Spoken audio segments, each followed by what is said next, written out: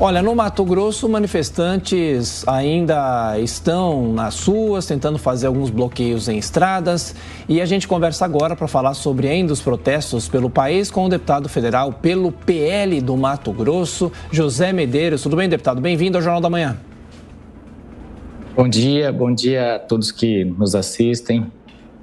Deputado, de que maneira é possível entender esses protestos? Nós temos alguns protestos de algumas pessoas que pedem, inclusive, intervenção militar, outras pessoas que estão preocupadas ainda com as consequências da eleição. De que maneira o país precisa superar esse momento?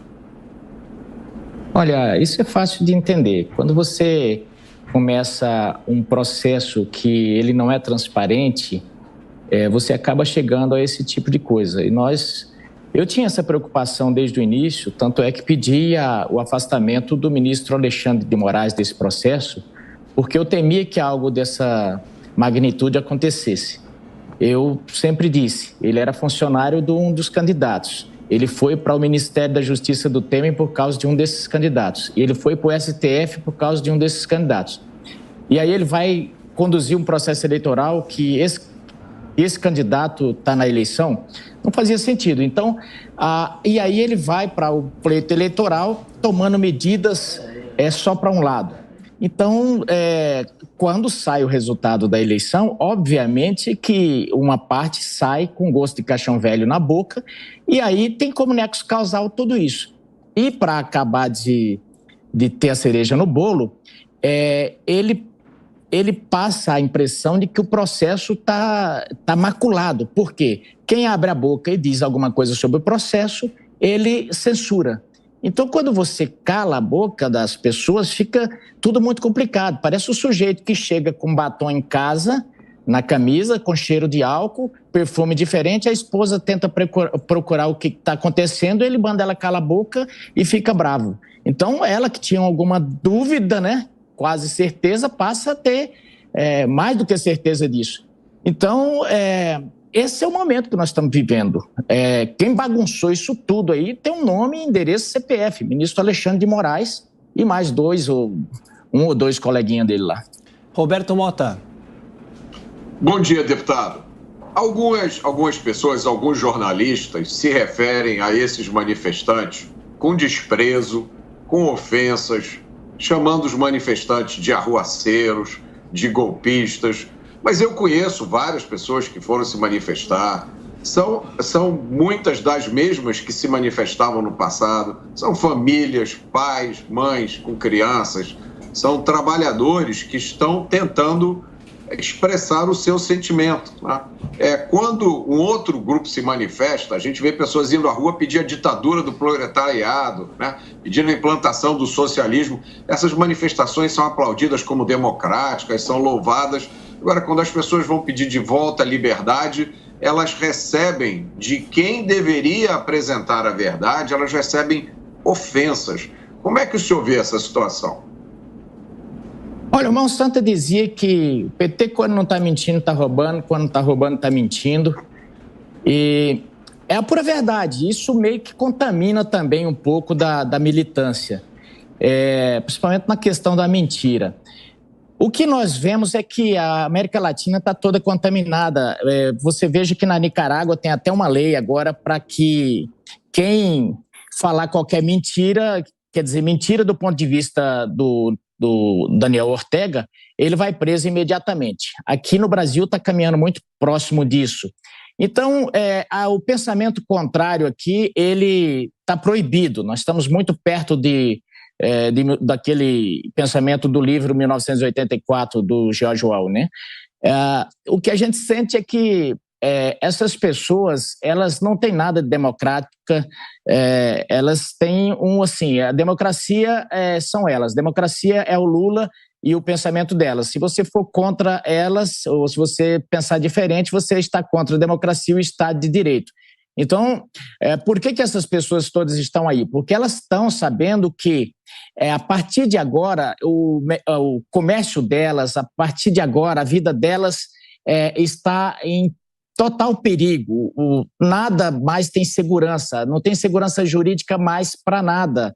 E então elas estão aí no último, vamos dizer assim, no último espasmo, no desespero, porque não sabe o que vai acontecer com a vida delas. Então, seria, pelo menos, num sentido de humanitário dessas pessoas, entender que é normal que as pessoas protestem. Agora, interessante é que esse mesmo fato aconteceu quando o Bolsonaro foi eleito e tudo normal, né? Principalmente para essa militância do jornalismo brasileiro. Amanda? Deputado, bom dia. Eu estava aqui pensando, primeiro o senhor falou do ministro Alexandre de Moraes, ele é egresso do Ministério Público, ele não tem nada de petista, ele foi ministro da Justiça de Michel Temer, que aliás assumiu depois que a ex-presidente Dilma sofreu o impeachment, depois ele foi nomeado pelo Michel Temer para o Supremo Tribunal Federal, então sinceramente eu não vejo nenhum laço do Alexandre de Moraes ao petismo. Quando o senhor falou do processo eleitoral com algum tipo de mácula, a única sinalização de algum tipo de mácula que a gente tem é um relatório apócrifo apresentado numa live por um cara da Argentina que lidera um movimento de direita e é próximo ao Eduardo Bolsonaro, filho do presidente da República. Se tem alguma mácula no processo eleitoral, eu queria saber cadê o presidente do seu partido, Valdemar Costa Neto, que fez das tripas coração para tentar eleger Bolsonaro? Cadê o Ciro Nogueira, o Fábio Faria, o Arthur Lira? Por que eles não estão se insurgindo contra essa possível mácula? E quando o senhor se refere a um último espasmo das pessoas que estão nas ruas, dos manifestantes, esse último espasmo significa exatamente o quê? Pedir intervenção federal, pedir ajuda às Forças Armadas? Existe algum estabelecimento na nossa Constituição, no nosso ordenamento jurídico que preveja isso? Existe. Artigo 5º diz que as pessoas têm direito a se manifestar, e aí não vai ser você, nem Alexandre, nem ninguém que vai dizer o que as pessoas podem ou não pedir. Na democracia você pode pedir, querer ou almejar qualquer coisa. Pedir golpe? Desde que não se esteja no estado de qualquer coisa. Desde que você não esteja no estado de exceção, como agora, em que vocês ditam o que as pessoas devem querer ou não. Vocês colocaram na cabeça... Colocaram não, importaram isso na cabeça, da cabeça dos ditadores da Venezuela, da Nicarágua, e querem implantar aqui o que nós devemos falar ou não falar. Vocês agora são detentores da verdade e querem ditar o que as pessoas devem dizer ou não dizer. Outra coisa, Amanda, você como uma boa militante petista, torce bem o que eu disse. Jornalista, eu não falei deputado, que ele era... Jornalista, não tem ninguém aqui que é militante petista. É jornalismo, petista. É outra então, vamos coisa. Lá. Talvez o senhor esteja familiarizado. Vamos lá. Eu não disse que ele é ligado ao Lula. Você veja bem que o Alckmin é candidato, ele é candidato sim, ele foi candidato sim, e o Alexandre de Moraes sempre foi ou secretário do Alckmin ou alguma coisa do Alckmin, e ele foi sim para o Ministério da Justiça por causa do Alckmin, e ele foi para o Ministério, para o STF por causa do PSDB. Então, ponto. Ele não tinha isenção alguma para manejar esse pleito. Então, isso aí. E outra, as pessoas, Amanda, a menos que você tenha um viés totalmente totalitário, as pessoas têm direito de se manifestar, e a menos que tenha realmente essa Constituição nossa não vale para nada, como realmente alguns ministros não estão acompanhando ela, não estão obedecendo ela em nada. Mas o artigo 5º deveria valer. As pessoas podem se manifestar, as pessoas podem ter esse direito de ir às ruas. E o povo pode pedir o que quiser, independente do quanto escandalizado vocês fiquem.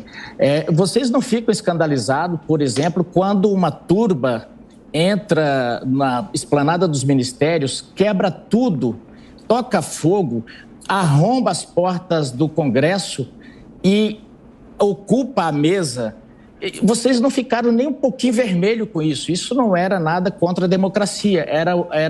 Aliás, era tudo normal. Aliás, vocês endeusam o guru disso tudo, que foi o Boulos. Então, por que não tratar da mesma forma o outro lado? Simplesmente por um ranço político por uma militância. Desculpe eu falar. Deputado Paulo Martins, rapidinho para a gente encerrar a entrevista, por favor.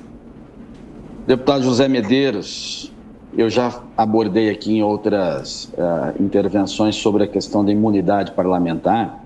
Eu quero saber se o senhor se sente, olha só, não é se o senhor pratica, quero saber se o senhor se sente livre para exercer, para falar o que você realmente pensa em qualquer lugar do Brasil ou na tribuna da Câmara. Se o senhor se sente amparado pela Constituição e pelo nosso sistema judiciário para poder exercer a sua prerrogativa parlamentar.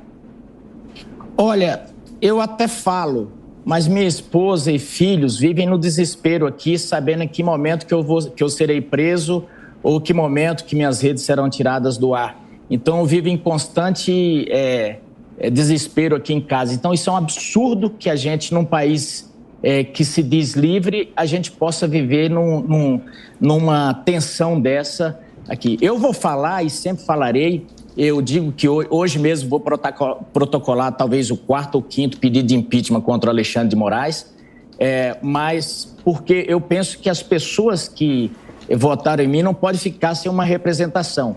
E enquanto eu tiver esse mandato, vou fazer a representação 100% dele. Não vai ser o Alexandre de Moraes que vai me impedir de fazer.